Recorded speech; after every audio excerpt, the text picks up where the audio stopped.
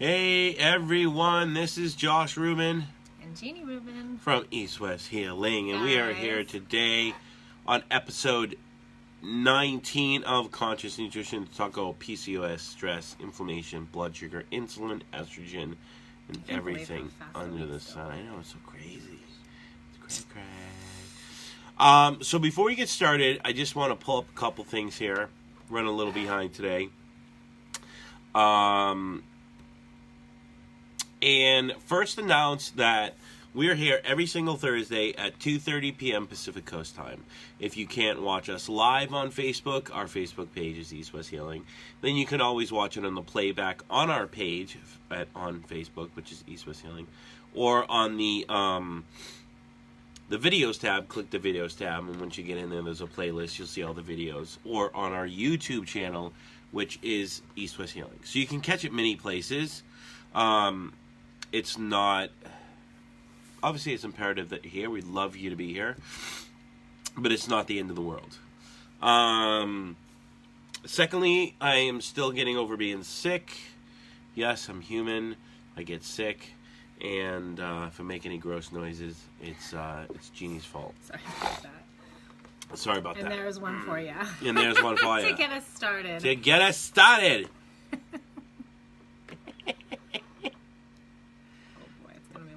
Yeah.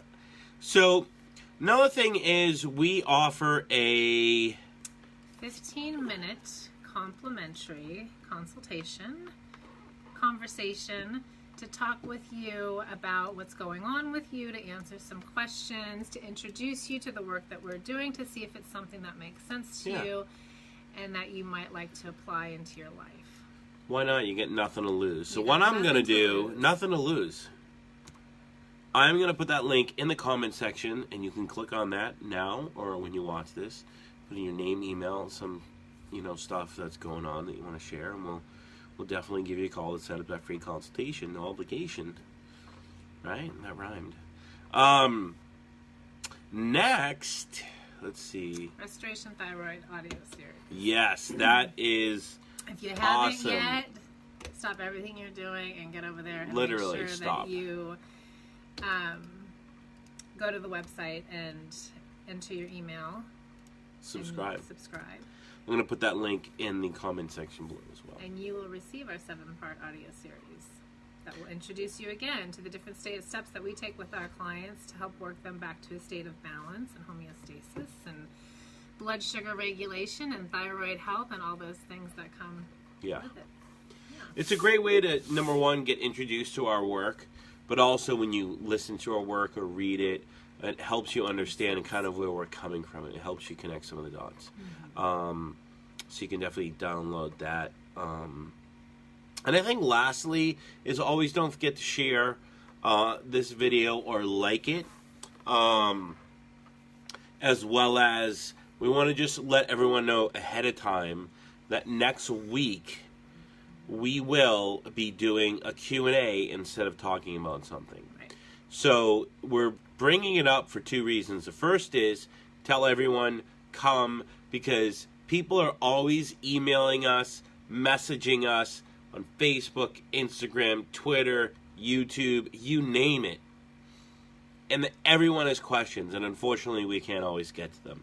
So this is your chance to get your questions answered. So if you can be here live next week at 2:30 p.m. Pacific Coast time, be here. If you can't, email us.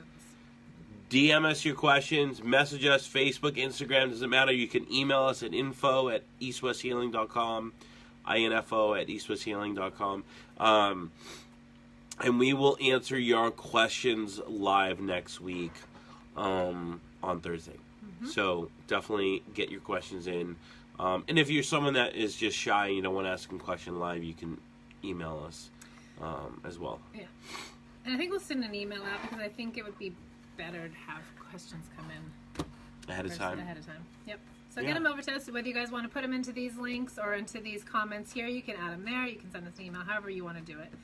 Feel free to do it. Yep. Cool. All right. Hormones. Are you ready? How are your hormones? Been a little off, I think. As you can tell, my nose is really sick lately. I'm really sick. It's a constant fluctuation Of cerebral spinal fluid. Yeah, I mean, it's been just up and down this week. I was sick last week. I mean, last Thursday when I was sitting here doing this live with everyone, oh my God, all I wanted to do was fall over and just die. I felt horrible. And then I felt better on Saturday, and then Sunday, Monday, and Tuesday, boom, I felt like crap again. It's been a doozy. It's been a doozy.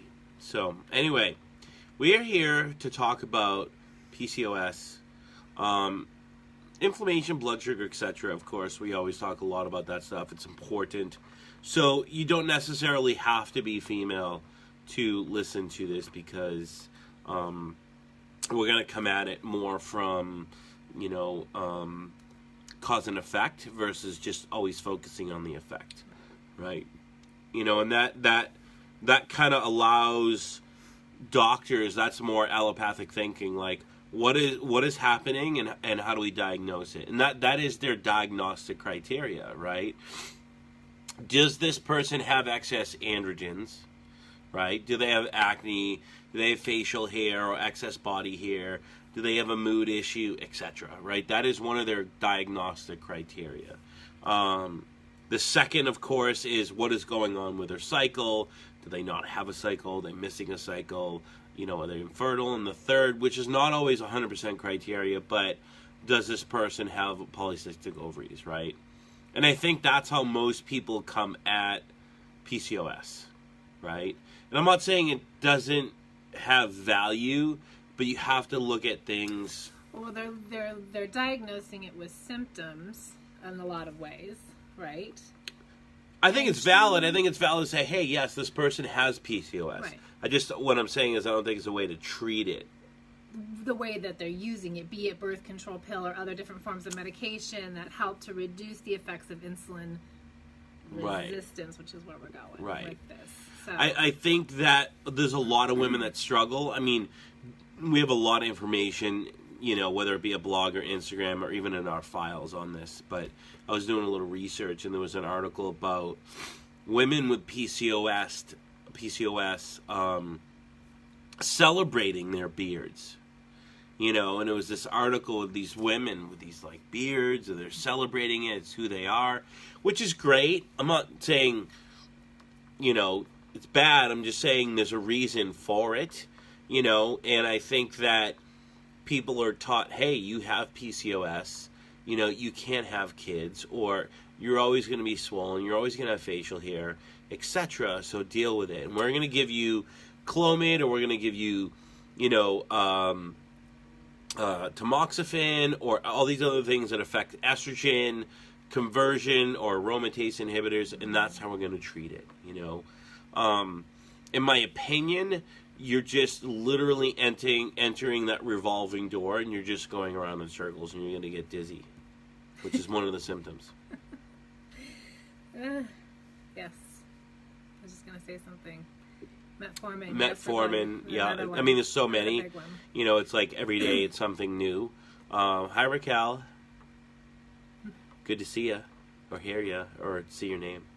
So I think that a lot of people are, which that in itself can add to the stress, in my opinion, of having PCOS, right? Now you have the other industry, which is functional medicine, which, and I've talked about this many times, does the same thing, right? We have a philosophy, which is allopathic medicine. It's you have this, take that. That is a philosophy. It's not, medications, because sometimes it is a vitamin or a treatment or something. But then we have functional medicine, which is the same labs, or more labs, really more labs if you think about it, and recommend something, which is philosophically the same thing, but they're recommending vitamins and nutrients. So philosophically it's the same thing, so are we going to get different results? Definitely not, right? So what we're here trying to say is, it's not easy to reverse PCOS. Can it be done? 100%. We've seen it done many, many, many times. I find the earlier it's diagnosed, the younger someone is, the easier it is to heal. Why? Because we have less stress on the system, and that's what drives it. right? So, we're coming from the place of, hey, this is what's going on, but it is reversible. It is reversible with food. And 99% of the time, these people don't need supplements, which is even more crazy, So that's kind of where we're coming from when it comes to PCOS. Yes, we want to say, go ahead. Go ahead. Oh. Hey, this is what's going on. We're meeting the diagnostic criteria, but, from my perspective, yeah, we usually see the facial hair, and one of the main other issues that I see with women with PCOS is that weight gain, but more the swelling weight gain and inability to lose weight, right, which is a mechanism of that androgen production. Were you going to say something? No. You sure? I'm I'm coming up with what I want to say. Okay. Yeah, as you go through, as it is appropriate. Okay. Were you going to be inappropriate? Possibly. Okay. So there's a lot of mechanisms to this, and we could go around in circles. Yeah, I think the couple things that I do want to say is, number one, this is a very underdiagnosed syndrome that women are dealing with. It's heavily overlooked. So again, a lot of people are walking around and not understanding that this is what's happening in their body. It's not fully understood through the medical industry for some reason or another. However, again, it's not something that you are going to be born with. It's something that is created in your environment. So these are all things that we're going to touch on today, but I just wanted to say that because I think that, again, similar to a lot of things that we talk about, they are being heavily overlooked, especially when it comes to things like infertility or some of the other issues that women are dealing with. Heavy cycles, irregular cycles, those types of things. Right. And I think it is the mechanism is still the same whether we cross. The symptoms just vary depending the upon ages, the level of, from 20s, 30s to perimenopause to menopause, right? But when we cross those barriers, we know that there is a hormonal issue through all of them, right? So really what we're looking at is hyperinsulinemia. When we have high blood sugar, this is a huge stress to the system. It actually creates a lot of inflammation in the system. And this is why a lot of people with PCOS have high inflammatory markers, etc., right? Because that high insulin in the system is not only doing, what we're going to talk about, but it's actually creating a lot of inflammation throughout the system and elevating those markers, right? So we know that person is in an inflamed state, and that is really the driver. And what we are always looking at when we're talking about inflammation is, where does it start in the system, right? Instead of just directly going for an area that's inflamed, we always say we need to support the body, whether it be with food or lifestyle, right? So we can support our cells to get our cells to produce energy. And why that is important is because we move the body away from that inflammation, and we create a healing foundation, right? So that's essentially step number one that most people aren't doing, because all they're saying is cut out carbs and you will heal. And unfortunately, that is not how it works, because what you're really doing is you're cutting out carbs thinking you're going to regulate your blood sugar, but in the end, you're actually doing more damage to your thyroid, more damage to your immune system, more damage to your hormones. It's just a lateral movement. Yeah, it's another approach to stepping or moving away from your symptoms. It's a symptom treatment or a symptom approach. Yeah. Right. I forget what I was saying. I interrupted you. That's okay. What was I just saying? I don't know. We both need to have hormones checked. You were talking about low carbohydrates and why they don't work. And lateral move. Yeah. So really the issue is that inflammation, right? So if we get our cells to produce energy, then we create a healing platform. Then it's much easier to heal. And we have to remember, when we're creating energy, what we're really doing is we're reducing inflammatory hormones in the system. That's exactly what our goal is with food, is to regulate that. So again, we are upregulating energy, downregulating inflammation, regulating blood sugar is essentially what it all comes down to, which I know that's where Josh was going. So. Right. So we're not producing energy, we're producing lactic acid. I'm not going to go through the mechanism. We've talked about this a million times in so many different posts, but you can always look it up. So now our body, in a sense, is in more of an inflammatory state. So how we eat and live, right, what we take in our body is going to be essentially filtered in that way, right? And our body is that way because of how we're eating and living. So in a sense, that's where we always go. And that's why we're always focusing on blood sugar and stress, because that's where it starts, right? A lot of people say, well, you have PCOS because you eat a high-carb diet. Well, that is part of the equation, right? But the other part is most people that, of course, is obviously women, but that have, whether it be traumas, stressors, etc., on top of that diet, can develop PCOS, right? Because now their body is in that inflammatory state. They're eating these high-carb diets, or they're eating a low-protein diet, or they're skipping meals, whatever it may be. Or they've done all of the above for years and years right. and years. You know, it could be a million different reasons as to why. Whether it be physical, mentally, emotionally, it's creating an effect in the system, and that the body is, if it's experiencing it as a stress, is going to be subjected to this possibility of insulin resistance, which could therefore lead to PCOS. Right. So I think and the reason we bring this up in the first place is because of that hyperinsulinemic component, because it's something that we see so regularly in our practice, whether or not there's a PCOS diagnosis. Yeah, this could be or women struggling severely with hormonal fluctuations or imbalances, because it can look a million different ways. And in fact, not all women with PCOS have cysts on their ovaries. You know, right, you don't so have. This is kind of for everyone, because you could even correlate this to people that have issues eating carbohydrates in their diet or reintroducing carbohydrates and how their body is responding to it, right? So hyperinsulinemia, it's interesting because when you do a lot of research on this, there's not a lot out there. And whatever is out there is always the same, right? And there's not much variance to it. And we want to talk about it because it's an issue across the board, whether you have PCOS or not, right? So we might as well just talk about stress first, since we're here. Yeah. Correct? Yeah.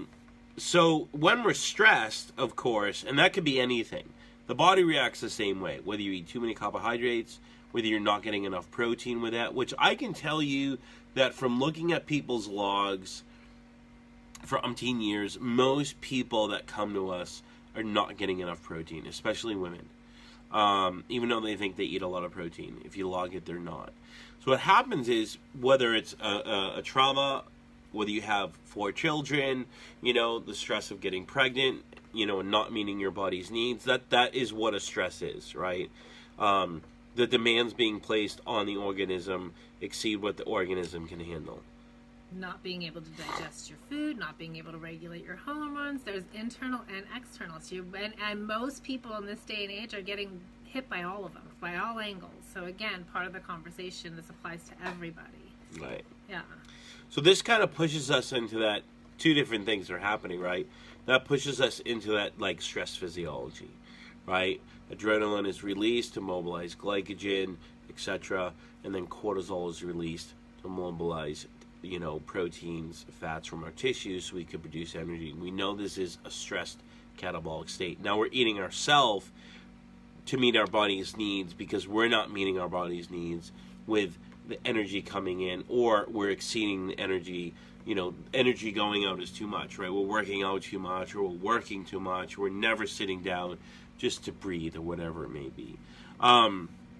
So that's essentially what a stress is. But in a sense, our blood sugar goes too high. Our body overreacts, right? And the more and more and more we do this, it's going to keep reacting even more and more and more, right? So in a sense, a few things are happening. The hormones are releasing inhibit how our cells can produce energy, so we're supporting that inflammatory state, right?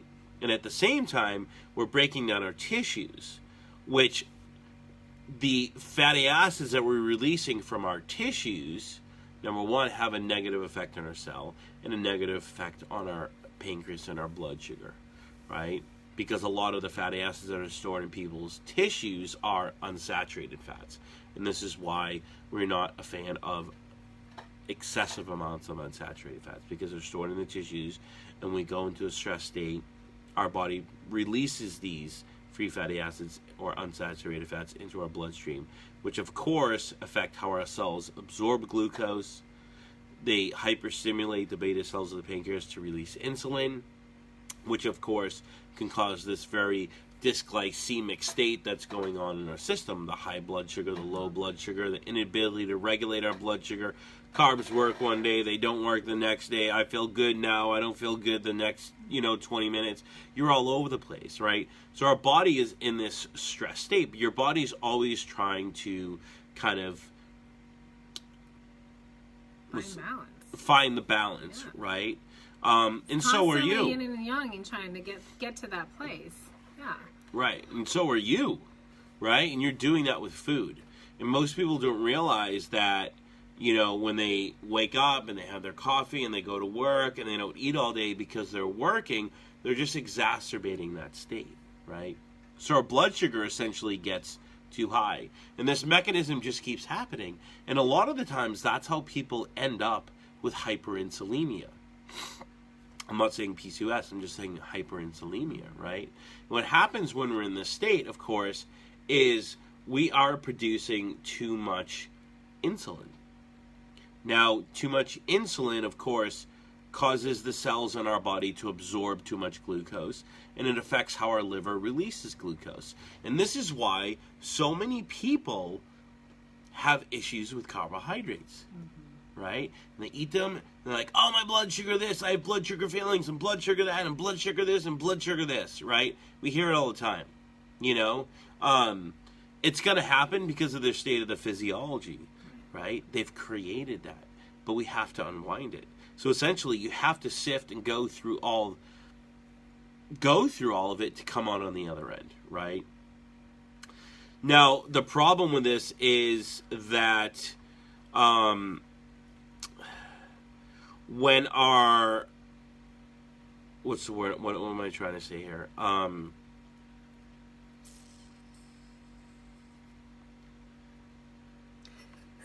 Crickets. Where are you going? I was trying to talk about how the high blood sugar leads to low blood sugar. I'm just having a hard time wording it.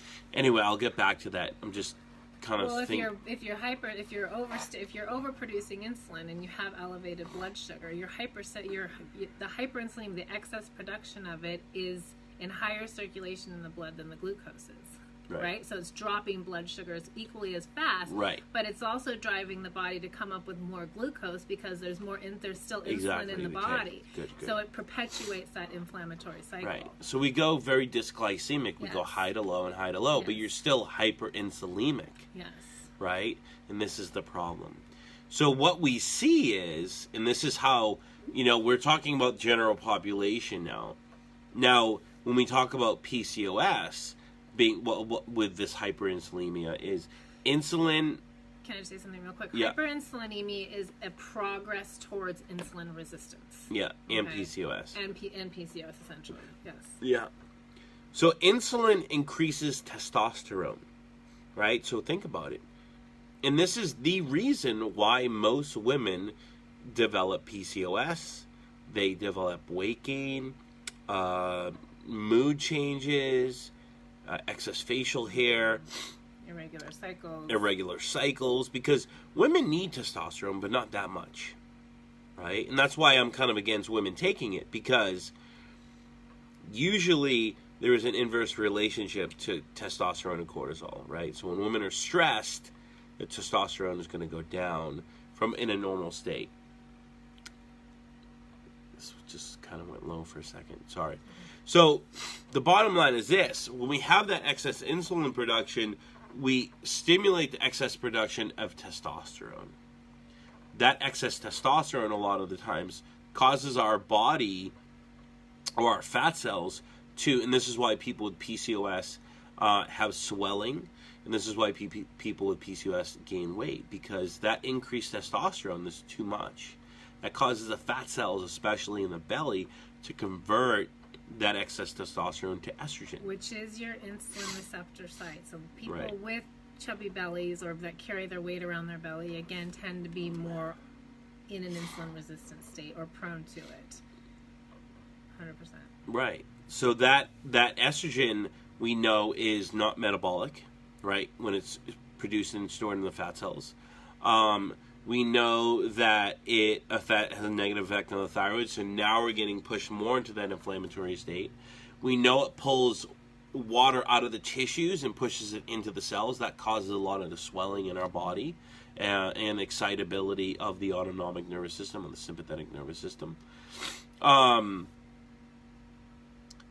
at the same time, causes, along with that testosterone, women to gain weight. And this is why it's so hard for people, even if they cut calories, to lose weight. Why? Because physiologically, your body is in this state, right? Metabolically, we have the high insulin, with the conversion to testosterone, the conversion to estrogen, we gain weight. It doesn't matter if you cut your calories. That is going to be even more of a stress, right? So you're actually exacerbating the problem. And this is why people say, well, I cut my calories or I did whatever and I still didn't lose weight. Well, that makes sense because your body is in a state of being, right? So you really have to change, which we'll talk about, how you're living, how you're eating, etc., to regulate this slowly over time. And it takes time, right? So we did have some questions. So if you have questions, definitely, type them up. JP says PCOS is low thyroid, low cholesterol, and low progest. Bamboo shoots help a lot with clients. Continue both. Good job. Yeah, I think that plays a role. It's definitely the foundation, but in a sense, we could say that about everything we talk about, right? And then it gets like I love Ray Peat's work. I don't study his work anymore because once you understand everything he's trying to say, every time you read an article, it's the same thing over and over again, right? So I do agree, but at the same time, we have to look a little bit deeper, right? So we can help these people a little bit individualized. But I'm not saying that's not the foundation. That is the foundation, right? Because we need to get that body out of that inflammatory state and into an energy-producing state. Those are the results of right. high levels of inflammation, which are going to also contribute, for sure. Could you, but thanks, JP. Fumi Yamaguchi, that's a cool name. Could you explain how excess insulin stimulates testosterone production? It just does. It's just a mechanism. It's just how it works. You know what I mean? It's not insulin. It's hyperinsulinemia, right? Causes that will stimulate excess production of testosterone, right? And if you study the work of Dr. John Lee, he talks about women that are estrogen dominant typically have high circulating insulin and cortisol levels, right? And this is a precursor to PCOS. So if you look at that directly, what you see is people that are estrogen dominant have high cortisol and insulin levels. But what you don't realize is you have to kind of look at it the other way. And what you're really seeing is that people that have high insulin levels, right, will cause in a sense, over time, causes that increased conversion to estrogen, which creates the estrogen dominance. That's why they have high circulating insulin and cortisol. But from that, we understand that if we regulate cortisol and insulin through blood sugar, what do? We regulate not only the stress response, which is that high insulin and cortisol or blood sugar, but we regulate the detoxification of estrogens. We get rid of the estrogen dominance on top of that, right? So we know that it's kind of it's not like estrogen dominance causes PCOS. It's an effect, right? It's not the cause of it. And unfortunately, that's how it's treated. It's treated with tamoxifen. It's treated with, all these different aromatase inhibitors. But it's really not the issue. It's the hyperinsulinemia that is the issue. So that's in a sense, and I know it's not really complicated. I know it sounds complicated, but it's really not that complicated. The problem is most people don't change how they're living or change how they're eating, and they go on medications, right? Unfortunately, you have to change the cause to have an effect on the effect. And realizing that, again, hyperinsulinemia goes to insulin resistance. And what Josh is saying is that we don't have to take that path towards medication or some of those other things that are going to be huge disruptors in the long run, really not addressing the issue, where we can begin to reverse insulin resistance, because it can be reversed through diet, which means the symptoms of PCOS, the effects of PCOS, what's happening in the body that creates PCOS can also be reversed through nutrition, through lifestyle. It's really the stress response is the trigger. It's a chronic stress response over time that is going to lead you towards insulin resistance. And we're having this talk to anyone with PCOS. Ask them if they're willing to tell you what their life has been like. Right? Yeah. If they're even connected to that. Yeah. But there's going to be stress. There's going to be trauma. It's there. Yeah. Right? And that is the trigger for it all. Everything else on top of it just keeps exacerbating the stress reaction, right? The high carbohydrates, the low protein, et cetera, right? So that's why we come at it from more the stress state and using food to help people regulate that stress response within the system. And it's challenging because it's not so direct. It's not like, let's do this and you're going to see results, over a short amount of time, but physiologically, we're not really creating that much of a change. You know what I mean? What we're really trying to do is not spot fix. We're trying to go deep within the system, deep within the physiology, to change that hyperinsulinemia state of your body, right? And it goes back to the example of that's why when they cut calories, they're still having issues they sometimes even gain more weight, right? And get more facial hair. And so we're really trying to change the direction or the state of their physiology through the process that we teach people. And it takes time, and you have to go slow. But I think some of the issues that we're seeing with hyperinsulinemia is why we're seeing a need to get a little bit more specific with your nutrition and a little bit more of a clear awareness of what you need nutritionally, because of that sensitivity that it creates to the breakdown of those carbohydrates, to the metabolism, because again, you've got thyroid, you've got insulin, all of these things contribute to the metabolism of glucose, yeah. Right? So we have to begin to slowly build the system back up. And, we talk to clients all the time that say, I want to feel better yesterday, but I think our whole point is that this is what's happening. This is what's underlying most hormonal imbalances, be it PCOS or something else, that you can, like Diane Schwarzbein says, your hormones control your metabolism, but you control your hormones. Right. So there are so many different steps that you can begin to take to start reversing this cycle, to start regulating your hormones. We do it all the time with people. It is not easy. It does not happen overnight, but it can be a little bit specific in the beginning, and you have to have a clear eye on it because of those levels of sensitivity to those sugars. Yet you need them to heal. If you eliminate them, as Josh was saying, you are putting yourself deeper into a dysfunction that might appear in a month, 2 months, a year, 2 years. You don't know, and you don't know how it's going to manifest. What's true is that it's affecting your system at a deeper level, at a cellular level, which we know leads to chronic disease. And again, how that manifests for you, who knows? Right. So we're trying to do a little bit more of a preventative approach with nutrition and helping people to regulate their hormones. Right. So with that said, what are some of the things that people can begin to do? Yeah, and I think, of course, the first thing is really looking at your nutrition. Yeah, you have to get clear on it. Yes. We have one more question from Fumi. Increased cholesterol from stress, hyperinsulinemia, could potentially decrease the production of sex hormones, which decreases testosterone too. If you have something you recommend that I could research, it looks like it continues. I'm not sure what you're asking me. Increased cholesterol from stress, right? Your cholesterol increases when we're stressed for a reason, to help us fight stress. It's an antioxidant. Could potentially... Well, I was actually thinking about it the other way with respect to stress, or to the effects of stress.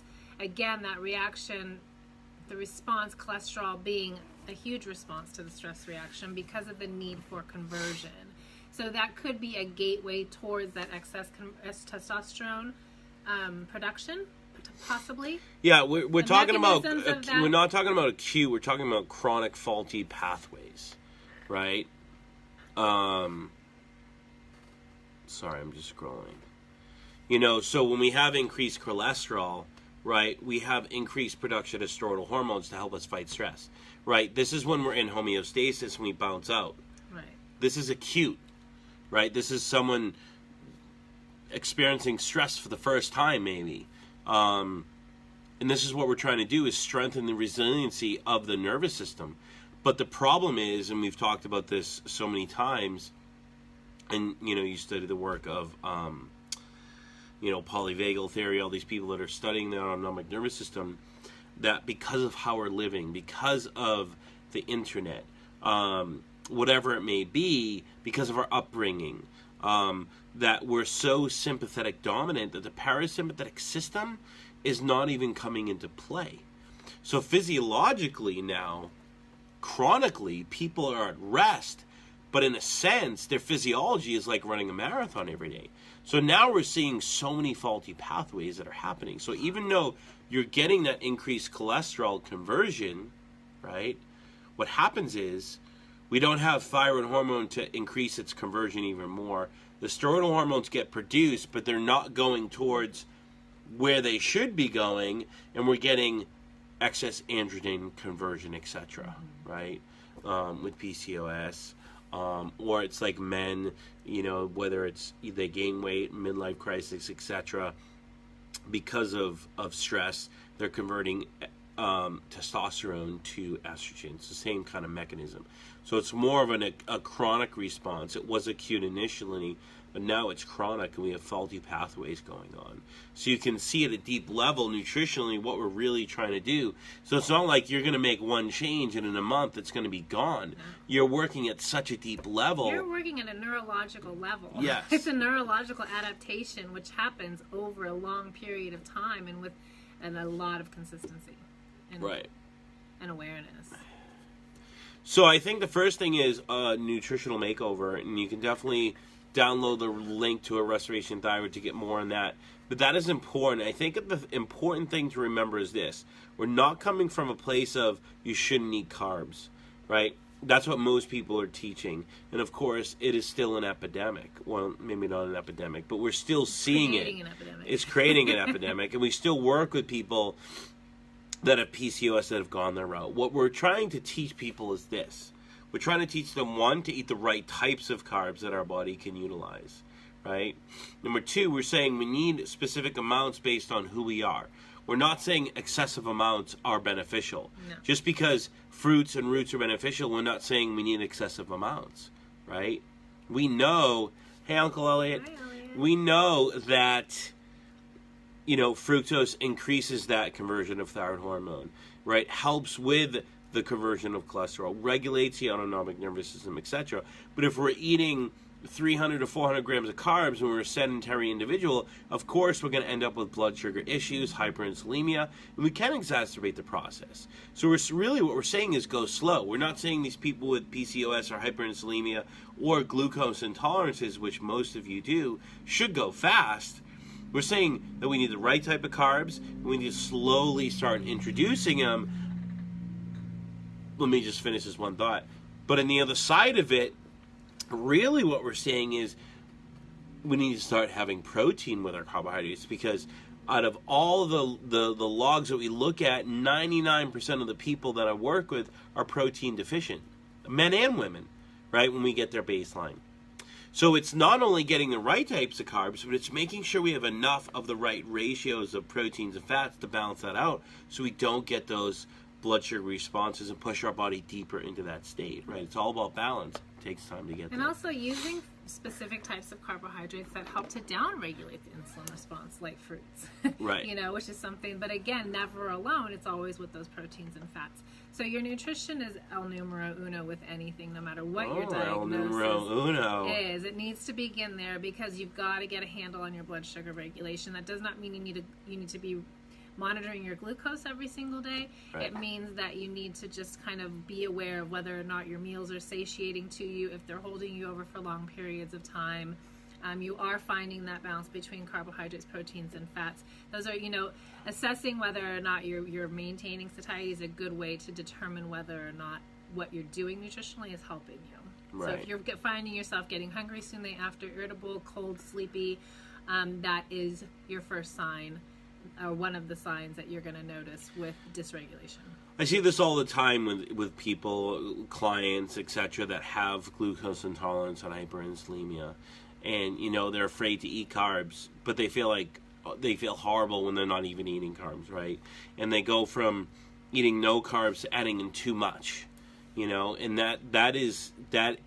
that's something we don't want to do, and we have to kind of play around with it. And sometimes we have to go through, we have to go through it to come out on the other end. And sometimes we have to play with the fruit. Sometimes we have to play with the roots. Sometimes we have to play with the fruits and roots together with our proteins and fats. It's all about, it is science and theory, but we're applying it to a real human with a history, and it takes time to figure out what we need and what works and what doesn't. Yeah. The second thing is, of course, hard. Now, we could say sleep, but I think more importantly, rest. Most of us are going. We think that, the more we do, the better it's going to be, and the more people are going to like us and think we're cool, and because of technology, we're never shutting off, right? But we know that can be a huge stress to our nervous system, to our physiology, etc., right? Because we're never shutting off. And we know when we shut down and rest, however that looks for each individual, that of course that can help increase immunity, it can downregulate stress and insulin sensitivity. So it's really important, and this goes back to that stress, the trigger.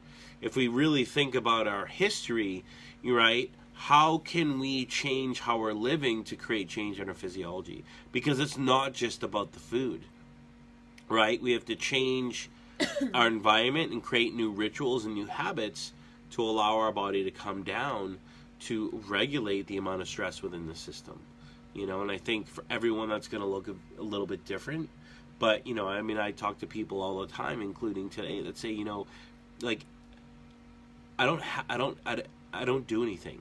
Even on my days off, I don't even know what to do with myself, right? So we know that when we are stressed or in a disease state, that we lose connection with self, right? That is the essence of what's going on. So healing is moving closer to self. So in a sense, we can't just sit there and say, well, I don't know what to do. Well, we're acknowledging that. We just have to think about. It begins with observation. Right. You have to just tune into it, because there's nothing you're going to do today. I shouldn't say that. There's nothing you're going to do today that's going to make a difference, because even those tiny little changes, but to get the change that you want to see happen tomorrow. Yeah. You know what I mean? We have to be more realistic. Well, things are happening. You're just not tuning into it because it's hard for you to tune in. They're happening. Yeah, exactly. There's a lot of different things going on, but I think that we have been programmed for immediate satisfaction, or immediate or what's the word I'm looking for? Immediate gratification. Thank you. And that's just not the reality of the situation in the here and now. We have to start taking those tiny baby steps, and I think again a lot of us do know what those little steps might look like. We talked about it before. I guess the third thing would be movement. We know that in general movement increases insulin markers. That through research and just through understanding our physiology, we know that to be true. Yeah. The problem is we have two ends of the spectrum. We have people that don't move or enough, and then we have people that overmove. Yes. Right? Over-exercising is the same stress as not exercising. So it's finding the right type of movement, because too much, again, can lead you just into the exact same position that you're in, or perpetuate it. So think about that with regards to where you are in your healing process. Am I working out too much? Is it having a negative effect on my body and my physiology? Or maybe I'm not finding the right movement to meet my needs right now. because I'm not moving enough, right? And it could be anything. You could start small with walks, right? Or if you're working out too hard and you're noticing that you're huffing and puffing and mouth breathing, and you're in this state, then you're moving in that sympathetic state, and maybe you need to pull back and do something that you have a little more control over. So we know that movement can help, but we have to find the right movement for who we are in the healing state that we're in. I think another big one is really getting outside. We have a blog. I think it's called Light Therapy, Red Light Therapy. Maybe that's what it's called. But sunlight is really important, not only from vitamin D and cholesterol reducing inflammation, but it upregulates our cells. There's an enzyme in our cell that absorbs that light, that upregulates the cells to push us towards being in that energy state, right? So, of course, we're reducing oxidative stress, and we can improve insulin sensitivity. So it's really important to get outside. The problem is no one's getting outside enough. How do we know this? Because everyone needs to take vitamin D. Did you gonna say something? No. Well, I was just going to say, for some people, being outside in the heat and the elements and whatnot can be the equivalent of exercise. So just with exercise, sleep, everything, it's finding the balance that works for you. Yeah. So just realizing that yes, sunlight is good. Anything in excess is going to... And it's interesting because you see technology. I mean, when we studied red light therapy, many years ago, like we were using a chicken lamp and a light bulb. Now you have these companies that are making these lamps that are hundreds and hundreds of dollars. And the funny thing is you can just go outside, right? Well, sometimes those are made for like the winter when we need them. Not everyone needs them, right? But most of us should get outside. We just don't get outside, right? So as you're seeing here, it's a change in environment. It's creating new rituals. It's establishing a new nutritional philosophy to really regulate how your body is working at a neurological level, right? You control your hormones. Exactly. So that's the bottom line. Thank you, Fumi. You're welcome. Hi, Allison. We're going to wrap this up here. If you have any other questions, go ahead and put your questions in the comment section below, whether you're watching this now or on the playback. We will definitely get to your questions. If you have any ideas for future shows, please put your ideas in the comment section. And lastly, don't forget, we will be here next Thursday at 2:30 Pacific Coast time. And send your questions. And we will be doing a live Q&A. So please send your questions in ahead of time. You can message us or email us at info@eastwesthealing.com. And we will talk about everyone's questions live. Great week, guys. Thank you for being here.